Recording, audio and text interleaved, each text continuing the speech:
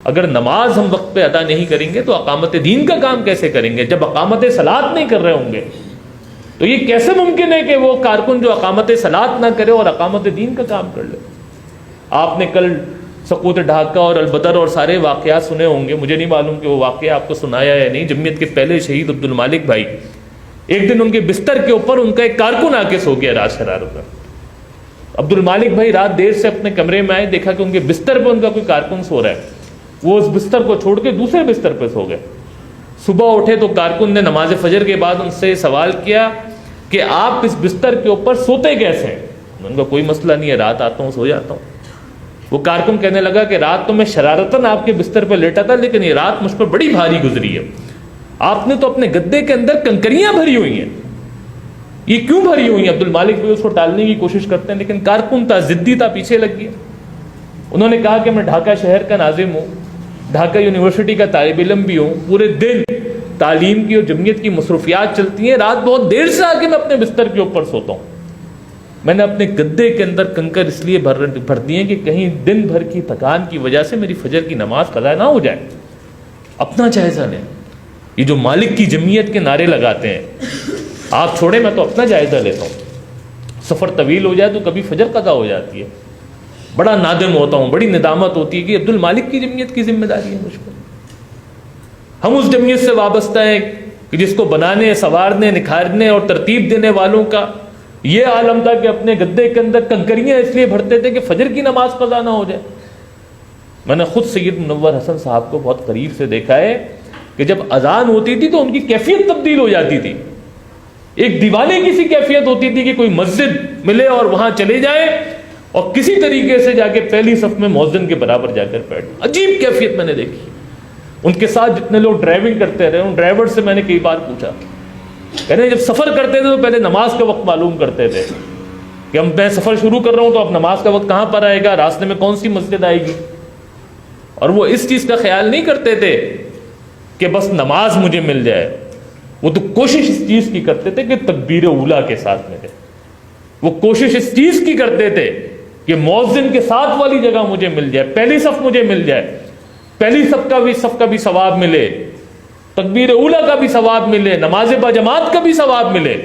اور جتنی رخصتیں وہ اس کو چھوڑ دیا کرتے تھے، چونکہ مومن رخصت نہیں عزیمت کے رستے کے اوپر چلتا ہے۔ رخصت گنجائش تو موجود ہوتی ہے، لیکن ان الذین قالوا ربنا اللہ ثم استقاموا، جن سے جنت کا وعدہ کیا گیا ہے، وہ تو رخصت اختیار نہیں کرتے، وہ تو عزیمت کے رستے پہ چلتے ہیں۔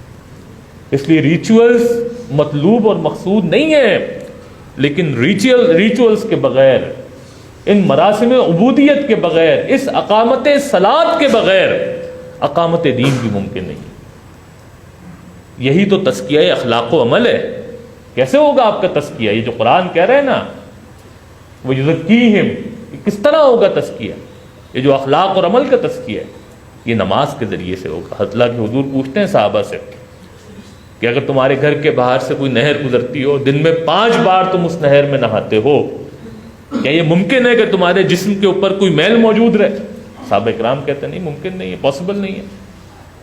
تو کہتے ہیں بالکل ایسے ہی ہے کہ دن میں جب 5 بار تم نماز پڑھتے ہو تو یہ نماز یہ تمہارے اندر کے میل کو صاف کرتی ہے، تمہاری روح کو پاکیزہ کرتی ہے، تمہارا اللہ تبارک و تعالیٰ سے تعلق مضبوط کرتی ہے۔ اور پھر نماز، جب ہم مراسم عبودیت کہتے ہیں تو جہاں اس کا ظاہر بہت مطلوب ہے، وہیں اس نماز کا باطن بھی بہت مطلوب ہے۔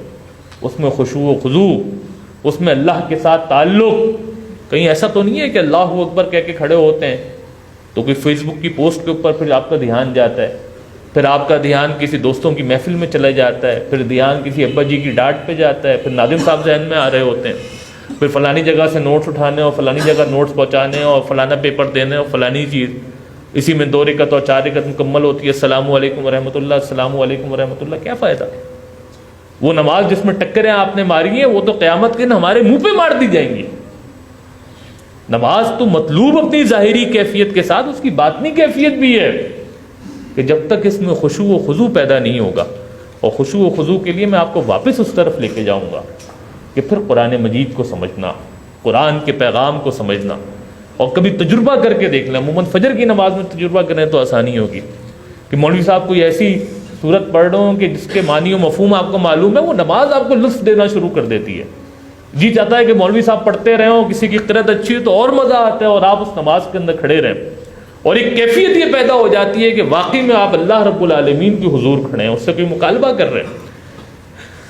لیکن اگر آپ کو سمجھ میں نہ آ رہی ہو کیا چیز کہی جا رہی ہے، کیا بات پڑھی جا رہی ہے، تو پھر کہیں کھجلی ہوتی ہے، کہیں کوئی اور کیفیت ہوتی ہے، کوئی اور خیال ذہن میں آ جاتا ہے، دن بھر کی روٹین بننا شروع ہو جاتی ہے، کل کا اسکیجول ذہن میں آتا ہے، وہ ساری چیزیں آ رہی ہوتی ہیں، لیکن نماز کے اندر وہ جو حضوری آپ کو چاہیے مطلوب ہے وہ نہیں ہوتی. اس لیے قرآن کے ساتھ یہ تعلق یہی آپ کی نمازوں کے اندر بہتری لے کر آئے گا. اور نماز کے حوالے سے وہ صحیح حدیث تو آپ نے سنی ہوگی کہ نماز میں اللہ تبارک و تعالیٰ، وہ جو اللہ کے حضور کی حدیث ہے کہ جب بندہ مومن نماز کے لیے کھڑا ہوتا ہے تو میں اپنی پوری رحمت کے ساتھ اس کی جانب متوجہ ہو جاتا ہوں. کہاں ہماری حیثیت، کہاں ہم گناہ گار بندے، اور کہاں اللہ تبارک و تعالیٰ کہہ رہے ہیں کہ جب بندہ مومن نماز کے لیے کھڑا ہوتا ہے تو میں اپنی پوری رحمت کے ساتھ اس کی جانب متوجہ ہو جاتا ہوں. پھر وہ کہتا ہے کہ الحمدللہ رب العالمین، تو میں اپنے فرشتوں سے کہتا ہوں کہ دیکھو میرے بندے نے میری تعریف کی ہے. پھر وہ کہتا ہے کہ الرحمن الرحیم، تو میں کہتا ہوں دیکھو اس نے میری حمد بیان کی ہے. پھر وہ کہتا ہے کہ مالکی یوم الدین، تو میں کہتا ہوں کہ دیکھو میرے بندے نے میری شان بیان کی ہے. پھر جب وہ کہتا ہے کہ ایاک نعبد و ایاک نستعین، تو میں کہتا ہوں کہ یہ میرے اور میرے بندے کے درمیان آدھی آدھی ہو گئی ہے. یہی تو وہ مکالمہ ہے جو ہم نماز میں کرتے ہیں. لیکن اگر ہم میں یہ شعور ڈیولپ نہ ہو کہ ہم اللہ تبارک و تعالیٰ کے ساتھ مکالمہ کر رہے ہیں اور نماز پڑھ کے گزر جائیں اور نماز ہماری طبیعت کے اوپر کوئی اثر ہی نہ ڈالے، تو اس کا مطلب یہ ہے کہ ظاہری کیفیت میں تو ہم نے کوئی ایکسرسائز کر لی ہے، یہ ہماری روح کی پاکیزگی کا سبب نہیں.